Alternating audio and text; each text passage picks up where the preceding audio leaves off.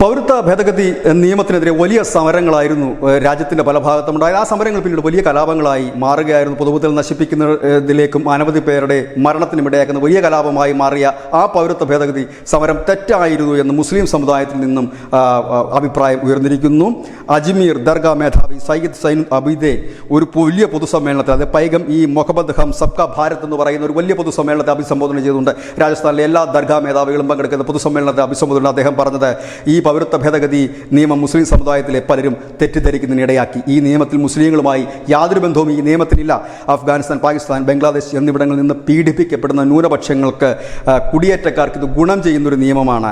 അതല്ലാതെ ആരുടെയും പൗരത്വം എടുത്തു കളയുന്ന ഒരു വ്യവസ്ഥയും ഈ നിയമത്തിൽ, ആരുടെയും പൗരത്വം എടുത്തു കളയുന്ന നിയമവുമല്ല. ഇന്ത്യക്കാരൻ്റെ പൗരത്വം എടുത്തു കളയാനും കഴിയില്ല. തങ്ങൾക്ക് തെറ്റുപറ്റി എന്നേറ്റു പറഞ്ഞിരിക്കുന്നു അജ്മീർ ദർഗാ മേധാവി സയ്യിദ് സൈനുൽ അബേദി. ന്യൂസ് ഡെസ്ക് മുസ്ലിം മലയാളം.